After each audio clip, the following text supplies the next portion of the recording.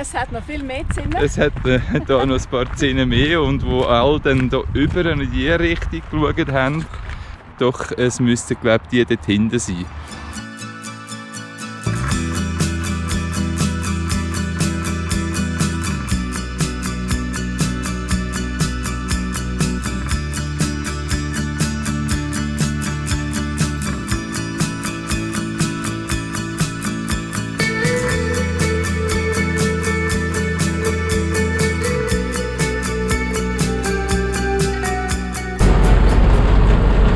Auch in Corona-Zeiten kommt man recht easy über die Grenze von der Schweiz nach Italien. Wir haben einfach drüber fahren, keine Kontrolle, keine Frage, keine Maskenpflicht.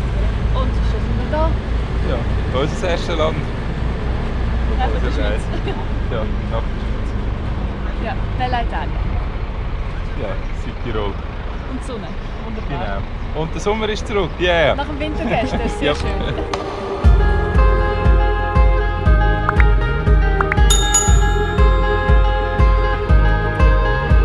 Ich fahre jetzt hier am Finchgauer Radweg. Das ist ein Radweg, der vom Breischerpass bis auf Meran runtergeht. 82 Kilometer. Wir sind jetzt schon über 30 Kilometer auf dem Fahren. Das ist wunderbar. Teilweise riesig, teilweise eine schöne Tierstraße. Und ja, hauptsächlich meistens neben der normalen Straße. Gangschalter. Ja, das wunderschöne Landschaften. Traumhaft. Manchmal mit Ausblick auf schneebedeckte Berge. Wunderschön. Ja, ich nehme euch ein bisschen mit auf dem Abschnitt, wo wir jetzt gerade sind. Wir sind etwa 20 Kilometer vor Meran.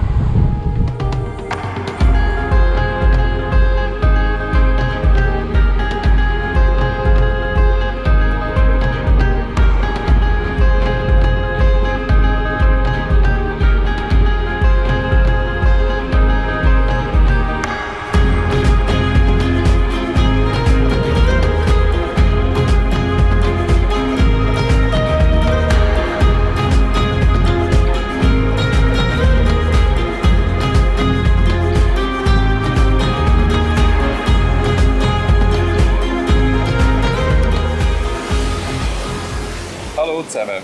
Buongiorno. Wir sind hier in Meran, in Südtirol, gestern Abend angekommen. Ja, und jetzt sind wir ein bisschen durch die Altstadt gelaufen und entlang von der Sommerpromenade und der Winterpromenade Richtung Passerschlucht. Es ist unglaublich, wie grün und lebenswert die Stadt Meran ist. Wir sind völlig überrascht. Ich kann nie unbedingt in Südtirol Ferien machen. Aber jetzt, wo wir da sind, muss ich sagen, es ist wirklich sehr, sehr schön. Es ist eine wunderbare Region, sehr viel Natur. Und sogar Kunst, die in die Genau. Natur hineinfließt. Genau, die die Welt auf den Händen trägt. Genau. Oder auch hier oben der Specht. Und eigentlich als Nestplatz dient für seine Artgenossen, also für die richtigen Specht. Ja, wir schlendern jetzt noch ein bisschen weiter und genießen noch einen Ausblick auf die schöne Stadt. Hallo zusammen. Wir sind gerade auf dem Eisack-Radweg entlang von der Brennerautobahn. Die ist jetzt zum Glück ein bisschen weiter oben. Vorher war es sehr unangenehm, sehr verkehrslastig. Genau. Aber jetzt ist es so wunderbar. Es ist ein Veloweg auf einer ehemaligen Bahntrasse. Darum auch immer wieder die Tunnel. Angenehm kühl. Ja, wunderbar zum Fahren. Mit der Sonnenbrille sieht man zwar nicht so viel, aber es ist gerade im Moment nicht möglich, die abzuziehen. Ja, wir sind heute Morgen in Merano losgefahren. Sind kurz geschwind 30 km auf Bozen gefahren, haben dort etwas zum Mittag gepostet. Ja, habe den Bozen noch ein bisschen angeschaut. Mega Auch cool. eine sehr schöne Stadt, eigentlich sehr sehenswert. Ja. Aber ja, wenn man mit dem Velo durch die Stadt fährt, hat man wie nicht die Muße, um in Ruhe Sachen anzuschauen.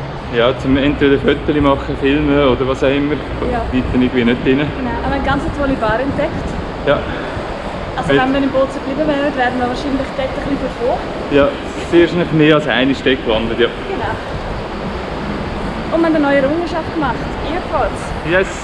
vom chinesischen Laden für 35 €. Und der Dario hat das Original gekostet.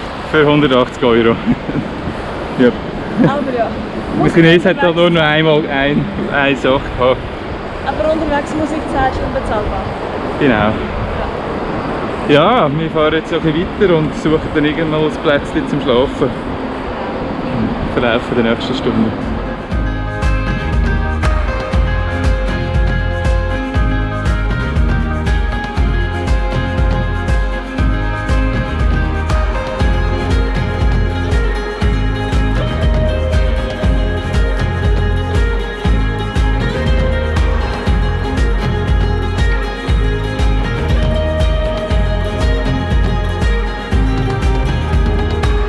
Wenn man so reisen, wie wir jetzt reisen, ist, wir entdecken immer wieder wunderbare, schöne Sachen. Oh, jetzt habe ich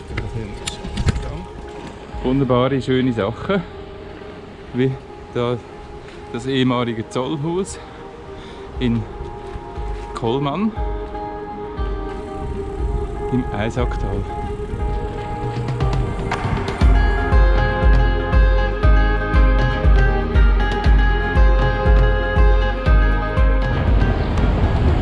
Guten Morgen miteinander. Wir sind hier im wunderschönen Klausen im Eisacktal. Ja. Mit der kleinen Burg und der grossen Burg dort oben. Und natürlich ein paar Kirchtürme, die dürfen auch nicht fehlen. Ja. Kopfsteinpflasterte Gassen, eng abgebaute Häuser, wirklich sehr schön. Ja, wir fahren jetzt noch ein bisschen weiter das Eisacktal drauf, bis wir dann das Tal endlich verlassen. Ja, es ist zwar ein sehr schönes Tal, aber mit Autobahn, Eisenbahn, Hauptstrasse und Veloweg ist es doch, weil es sehr ein enges Tal ist, sehr überlastet. Ja. Ja, jetzt haben wir einen Campingplatz gesucht in Klausen und sind jetzt wirklich am Morgen relativ früh für uns, kurz nach dem 8 Uhr losgefahren und gehen jetzt weiter Richtung Brixen, Bruneck und Toblach. Genau. Ja. Und wir genießen jetzt immer noch unterwegs zu sein. Wir haben aber herrliches Wetter jetzt in den nächsten Tagen. Ja. Fast ein bisschen zu heiß, aber ja. Ja, es wird Besser sicher so als zu heiß. Regen. Klausen ist eine absolute Velostadt, wie wir sehen, da ist überall Kunstwerk. Mit Speichern und Velorädern. Oder an der Straße der Leute kann man Velos dran. An der Hausfassade hat es Velos dran. Genau. Ja, es geht auch der Eisackradweg geht da mitten durch das Dorf durch. Und es ist eines der schönsten Dörfer in Italien, hat es geheissen. Wenn jetzt uns gerade ein Auto verfolgt.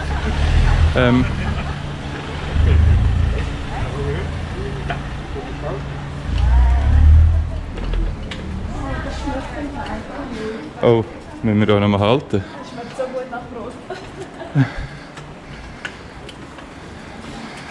Ich weiss schon, du zahlst für etwas mehr als nur das Müsli. Kaufen wir uns das Brot. Ja, die Frage ist, wo ist das? Hast du etwas gesehen? Ja.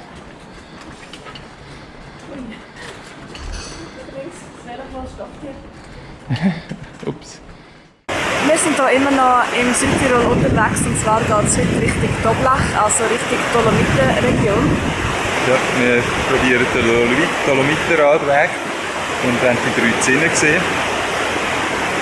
Genau, und momentan geht es einfach alles noch ein bisschen rauf und so Velowege sind manchmal ein bisschen mühsam, dass es viele Auf und Ab hat, also viele unnötige Höhenmeter leider. Ja, wir haben noch Neuigkeiten. Unsere Route, so wie wir es geplant haben, können wir leider nicht umsetzen, weil seit gestern haben wir erfahren, dass Slowenien die Einreisebeschränkungen verändert hat für Schweizer. Die Quarantänepflicht gilt für alle, die aus der Schweiz einreisen, für 2 Wochen. Plus gibt es zu der Grenze von Italien nur noch 4 Grenzposten, wo Ausländer dürfen über die Grenze. Und das sind leider nicht die, wo wir eigentlich hingehen wollten, also über das Sockertal, nachher in die schönen Berggegend. Genau, sind alle in 3 Stunden. Und jetzt haben wir uns einfach vom Land her den schnellsten Streif von Slowenien gesucht, um es sicher schaffen, die 12 Stunden durchzuraten. Von dem her, ja, verlassen wir nach dem Dolomitenradweg eigentlich dann relativ früh mal die Berge und gehen in die Ebene runter. Und sehen gleich mehr, das ist ein riesiger Vorteil. Ja.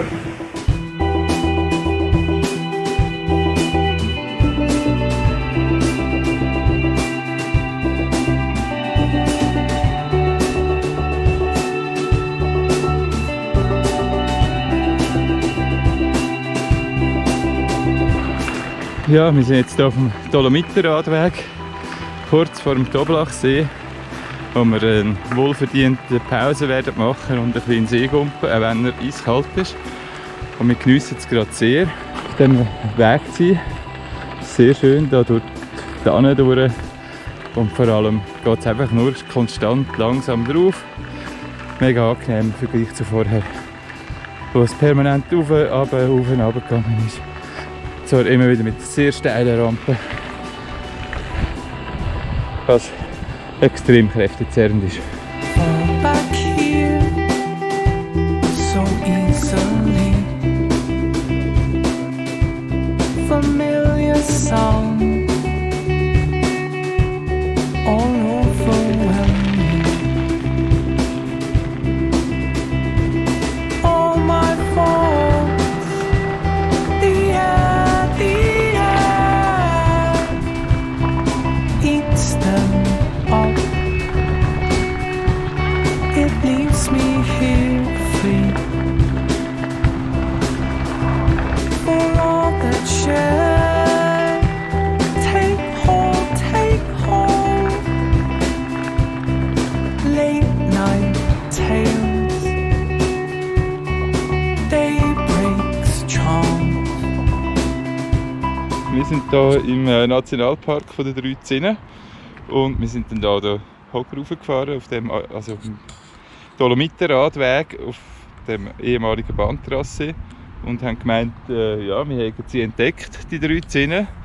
Aber wir mussten dann merken, dass Es hat noch viel mehr Zinnen. es hat da noch ein paar Zinnen mehr und wo alle dann da über in die Richtung geschaut haben, wir müssen entscheiden, doch es müssten, glaube ich, die dort hinten sein. Ich hoffe, ihr könnt die sehen.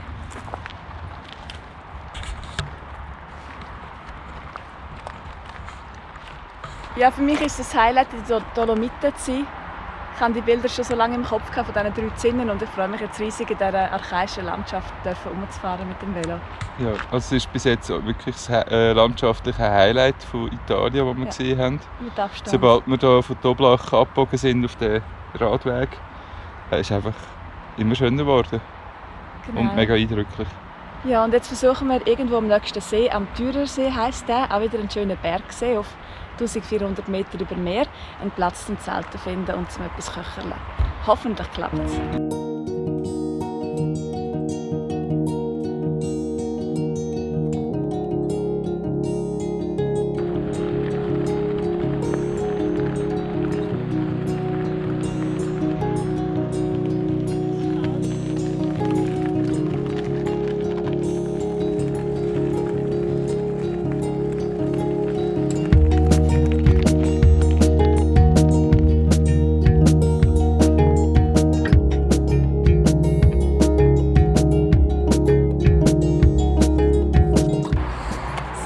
Passhöhe sind wir Bänke überquert und fahren jetzt runter Richtung Cortina. Es sind etwa 10 Kilometer vor uns und die Landschaft ist immer noch unglaublich schön. Ihr seht, beim Runterfahren ist es immer noch ein bisschen frisch, aber die Sonne kommt langsam vorne. Einfach traumhaft. And it isn't me and it's not you. Works away at my bones, grinds me down.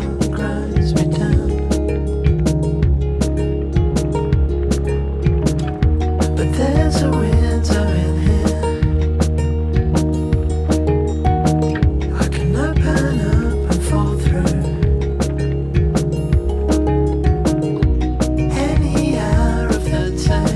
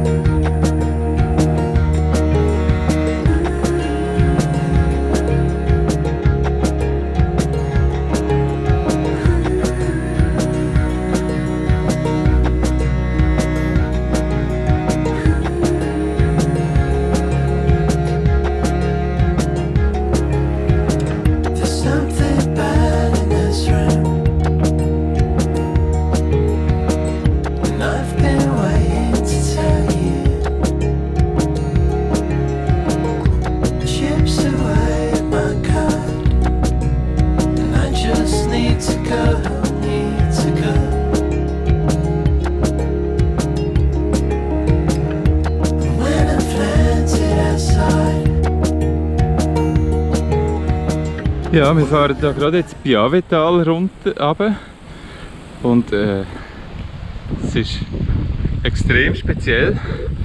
Da hat es eine riesige Straße, ehemalige Hauptstraße, wo jetzt eigentlich null Verkehr herrscht, weil sie nebendran eine Schnellstraße bauen haben. Und es ist so eine komische Stimmung auf dieser mega breiten Straße. Und jetzt kommen mal 2 Töpfe, juhui, eine Action. Es ist so speziell hier zu fahren. Auch das Dorf, wo wir vorher durchgefahren sind, Barolo, hat wie ausgestorben gewirkt. Es ist so wie aus der Zeit gefallen, mega speziell. Mega schräg.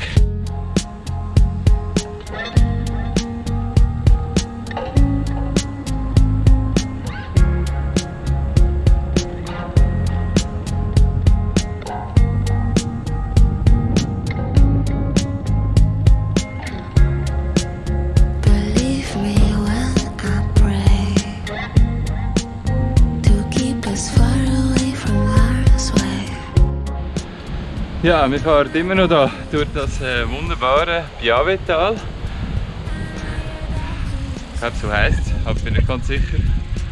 Auf dieser einsamen, riesenbreiten, grossen Hauptstraße.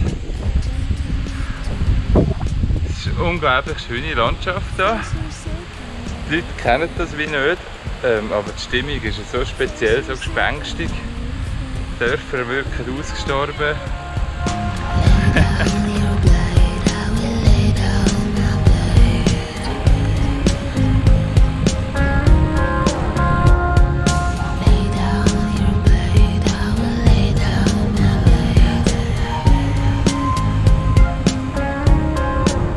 Ja, wir fahren jetzt hier gerade durch das Termine di Cadore.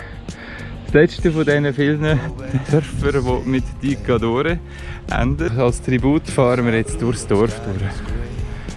Aber eben, ihr seht selber, es ist wirklich ein bisschen gespenstig. Nicht viel Leben.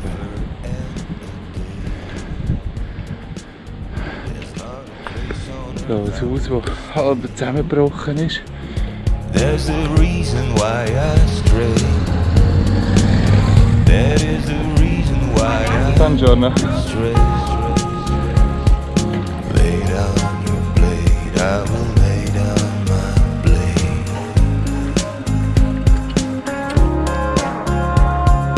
Lay down your blade, I will lay down my. Nach einer anstrengenden Tagesetappe haben wir den Lago Santa Croce erreicht und einen Tag Pause gemacht. Von da aus hat uns der weitere Weg in die Tiefebene von Italien geführt und gerade in den wunderschönen Ort Vittorio Veneto.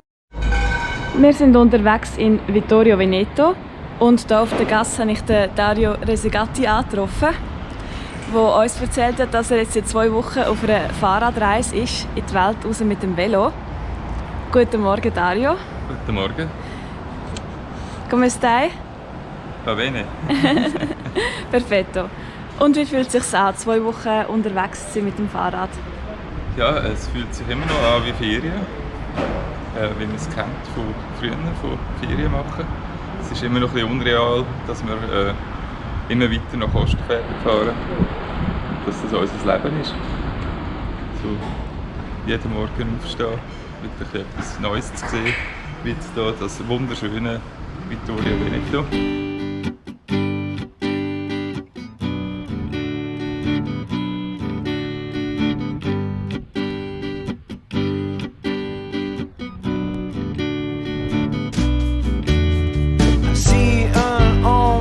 Desperate world, I feel lonely, lonely.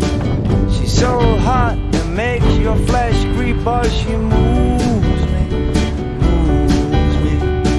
I'm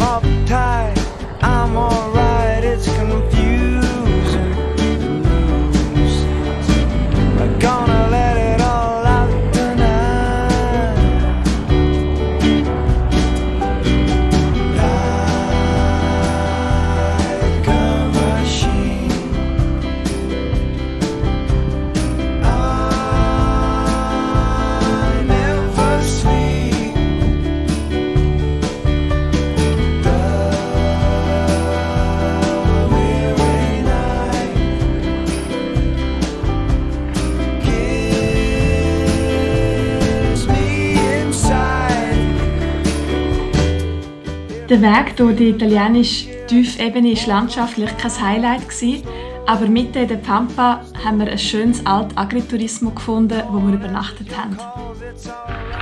Wir sind hier gerade in Palma Nova auf dem Hauptplatz. Eine neuneckige, das ist eine Planstadt aus dem 16. Jahrhundert, die so einen ganz speziellen Grundriss hat. Die ganze Stadt ist nämlich sternförmig aufgebaut.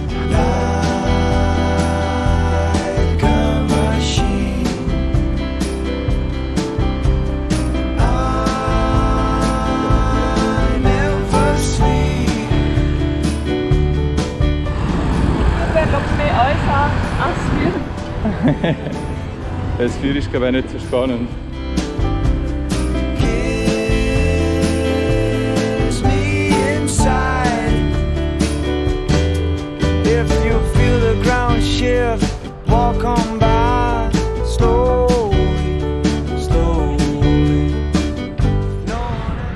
Ja, wir sind kurz vor Grado auf einem Damm am Rausfahren Richtung Meer raus.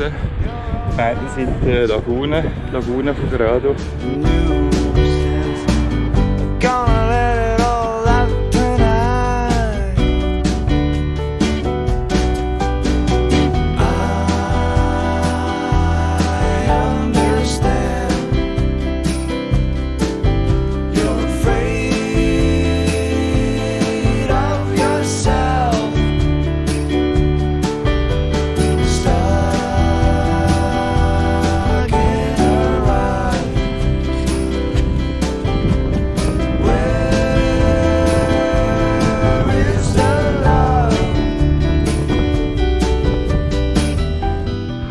Ja, wir sind hier auf dem Damm Richtung Grado raus, Richtung Adria. Und hier neben mir ist Lisa Resegatti.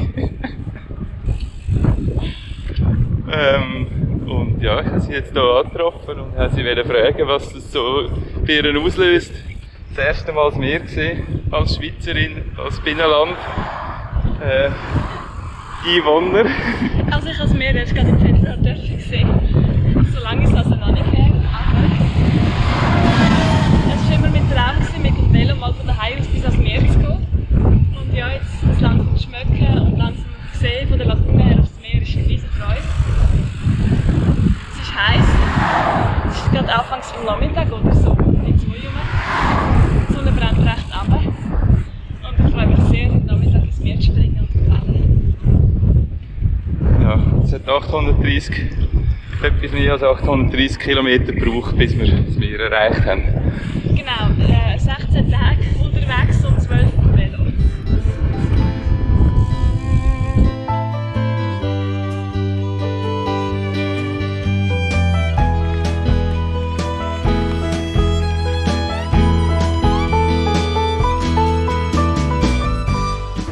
Ja, wir sind auf der Küstenstraße kurz vor Triest. Und es ist wunderbar mit dem Blick hier über das Meer. Zwar immer wieder ein bisschen durch Bäume verdeckt sind, aber es ist einfach schön hier.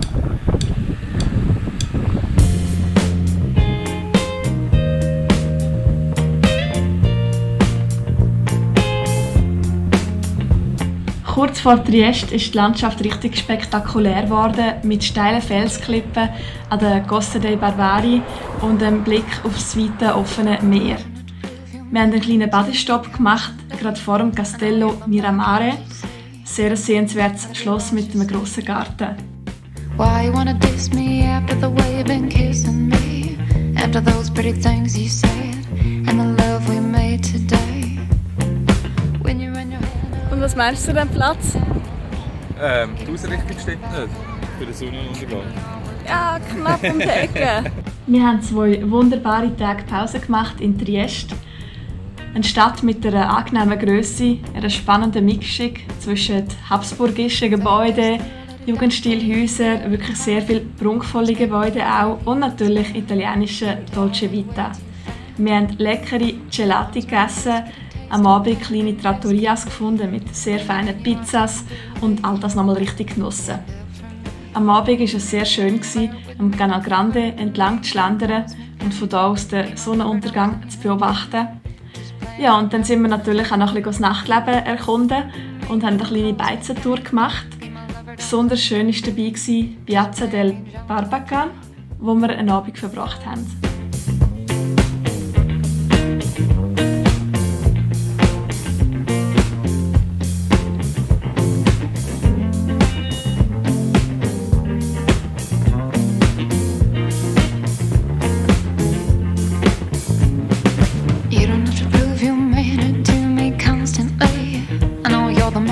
You see, I love you righteously. Why you wanna diss me after the way you've been kissing me? After those pretty things you said and the love we made today. Ja, und nach 2 Tagen im schönen Triest sind wir über die riesige Piazza dell'Unità d'Italia gefahren. Ein wunderschöner Platz, offen zum Meer raus. Sind dort drüber gefahren und gleich direkt zu der Fähre, die uns in einer halben Stunde nach Muccia gebracht hat.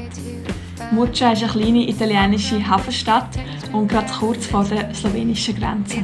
Wir sind in Slowenien! Juhu! Yes. Das hat geklappt mit der Reise.